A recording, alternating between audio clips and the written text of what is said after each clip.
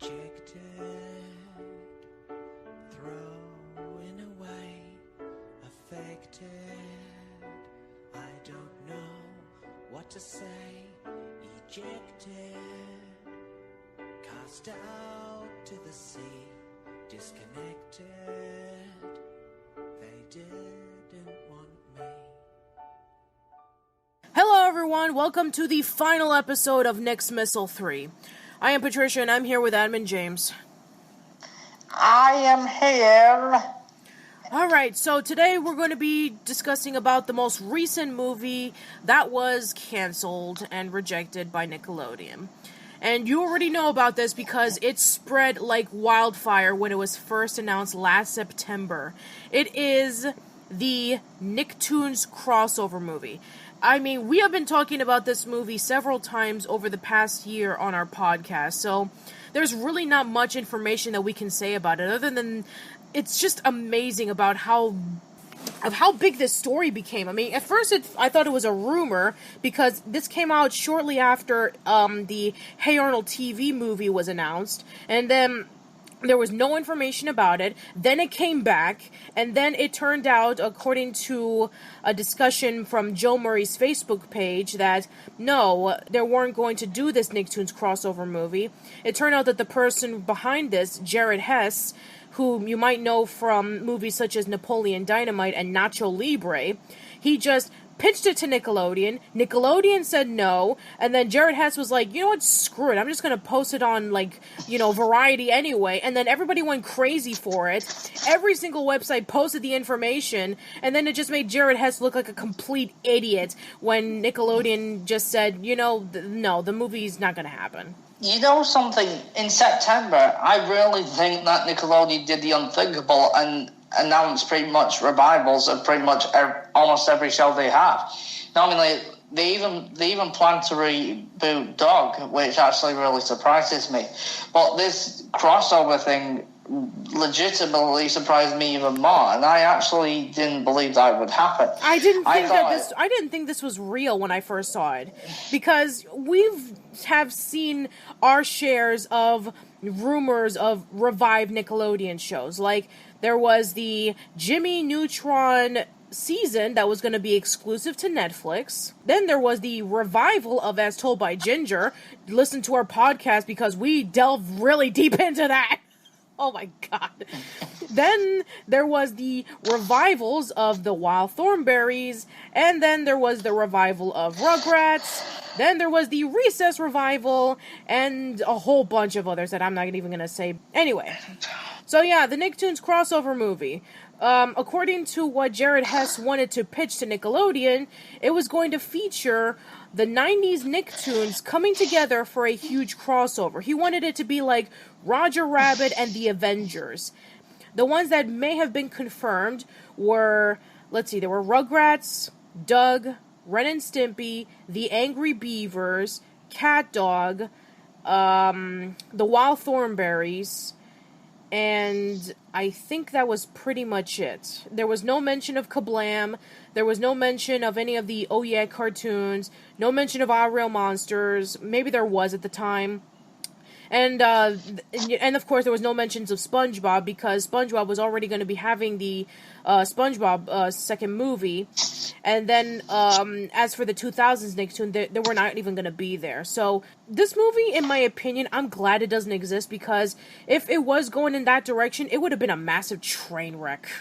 I agree. And to be honest with you, I'm actually really glad that this movie didn't come to light, because it would have been a terrible idea. Not to mention that Jared Hess, of course this information was never confirmed, but none of the original creators, writers, or showrunners were going to be involved with this movie. They weren't even called to do this. Bob Camp thought this was a terrible idea. Klasky Chuba wasn't even called for doing this. Not even Joe Murray was even called to do this. So yeah, most likely none of the showrunners or creators or writers were going to be a part of this movie, and it was probably going to be done all by Jared Hess. I think that the reason why he wanted to do it was because, hey, people were nostalgic for the 90s. Let's see if we can do what Marvel did to the Avengers and have them cross over. It's like, here's the thing. You see, crossover is nothing new. I mean, the Nicktoons have crossed over in the past. You know, Rugrats with the Wild Thornberrys, Jimmy Neutron with Timmy Turner. It's happened before. But the Marvel movies did the smart thing in which every single one of the characters were given their own individual movie, and then eventually it was built up later. Now, if you were to do something like Guardians of the Galaxy, then yes, it could work, in which each of the members of Guardians of the Galaxy are really fleshed out, some of them more than others, of course, but they're able to have wonderful dynamics together. I don't think the Nicktoons crossover movie would have done that. I think, in my opinion, there would have been some characters that would have been given way more attention than others. Like, I don't think Doug or Our Real Monsters would have probably gotten the same amount of attention as, say, like Rugrats or Ren and Stimpy or Hey Arnold or something. Me neither, because basically they weren't as popular as or as recognized as those.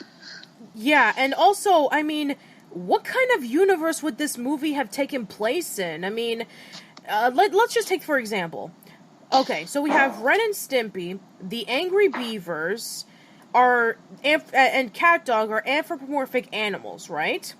And the only way that this can make sense is if Eliza was there because she can talk to animals. But then you have talking babies, and there's no way that any of the babies can be able to speak to one another unless they were with another baby. So that means that they can only exist in their own, they can only exist in their own casting.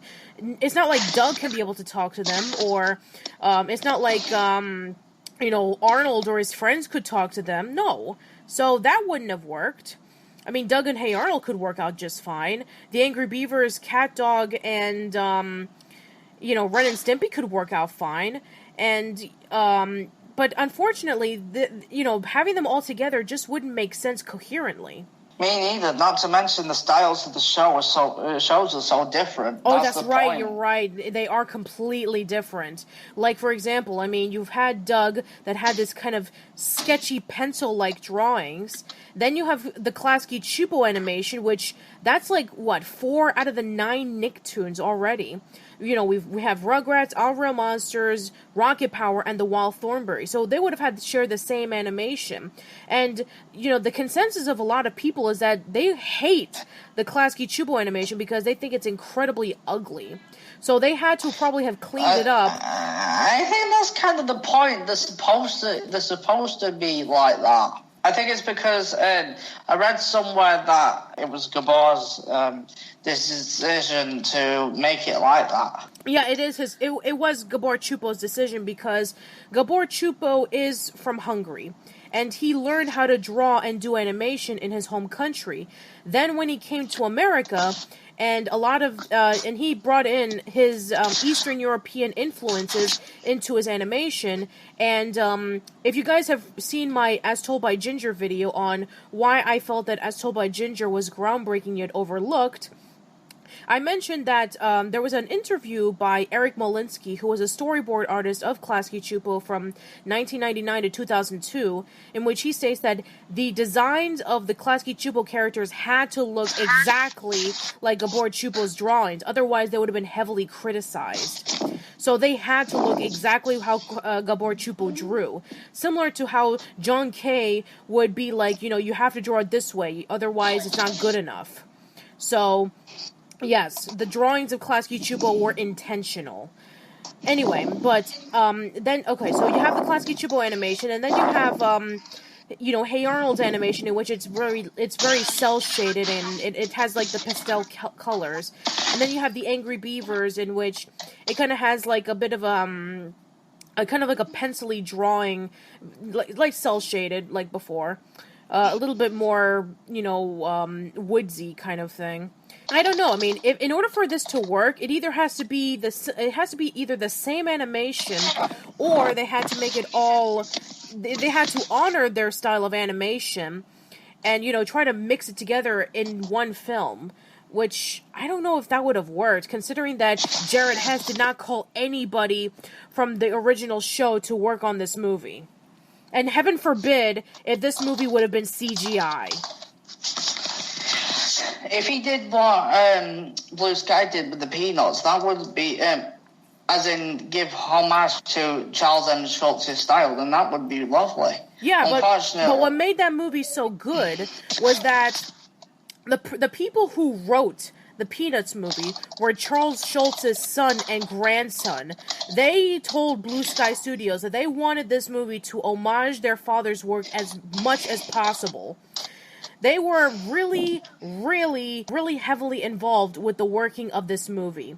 And the fact that none of the people were going to be involved with this, I mean, you know, with Jared Hess probably being, like, one of the major people who's like, you know, hey, I've worked with Nickelodeon in the past, let's see if we can be able to make this thing work. It's like, I don't know if he can be able to be the one to do all of that, because, I mean, you know, he only did the Nacho Libre movie. I don't know if he was going to be responsible or capable of helping to work out with all these different styles of animation, with all these different Nicktoons that had came out over the past decade. Anyway, but yeah, now what would have happened if this movie would have came out? I mean, do you think that maybe we probably would have seen more, channels having crossover movies? Or do you think that maybe, you know, the Nicktoons probably would have had, like, more crossover specials in the future? Or do you think maybe this would have killed it off?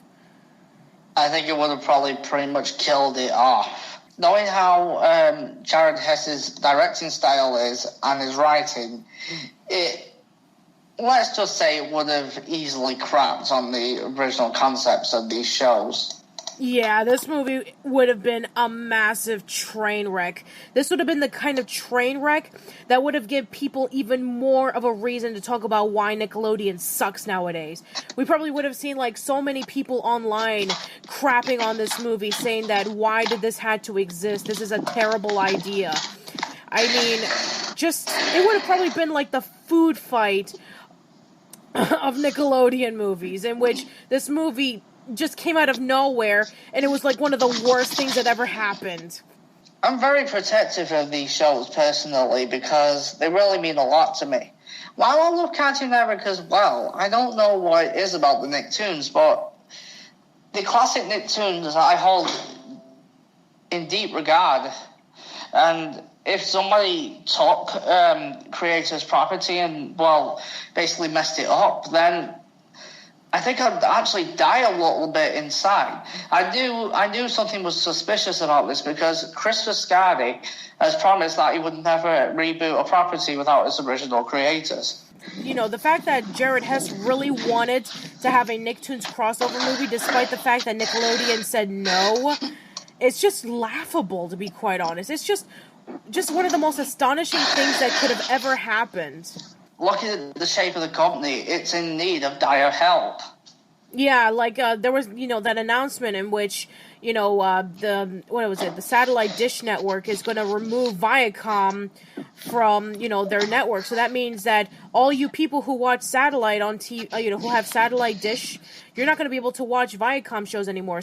I think Viacom is starting to basically reboot their old properties largely because their company is in shades right now. Yeah, I think the staff really needs to sit down and they need to rethink on what to do for their network. I think they just need to basically start off from scratch again.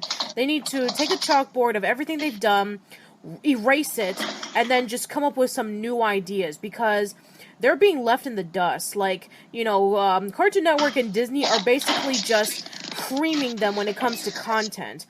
Like, what does Cartoon Network have? Cartoon Network has Adventure Time, Steven Universe, Regular Show. They have Amazing World of Gumball, and a whole bunch of other shows. Disney Channel has Star vs. the Forces of Evil. They have the 70's, and they have, of course, their Marvel properties, like the Guardians. The 70's is now cancelled. Oh, it is? Oh, okay. So, let's see. They have, the Marvel TV shows, and of course they have, and of course they have the Mickey Mouse cartoons and stuff like that. Nickelodeon, their live-action shows, for the most part, are terrible. They have very low ratings. The animated shows, with the exception of maybe SpongeBob and the Fairly Odd Parents, aren't as getting much recognition as, say, like, Harvey Beaks or, the Loud House or anything like that, or even the Miraculous Ladybug. So it seemed like Nickelodeon just wants to focus on the ones that are making them more money, like SpongeBob or Fairly Odd Parents or the Alvin cartoon or whatever. So, all the 90s Nicktoons. Well, that too, but you have to have Teen Nick, and you have to be able to watch it at like 10 a.m. and 10 p.m., sorry. So yeah, Nickelodeon just really needs to think about what's going to be best for their company. And I think one of the best things that they've done in a very long time is cancel this concept of a Nickelodeon crossover movie, especially if it was going to be done wrong. Alright, so yes, that is it for Nicksmissal 3. Let us know in the comments below on what Nickelodeon movie that you wanted to see in theaters. And let us know which Nickelodeon movies you were glad never came out in theaters. Once again, I want to give a huge shout out to my friends at Comic Book Cast.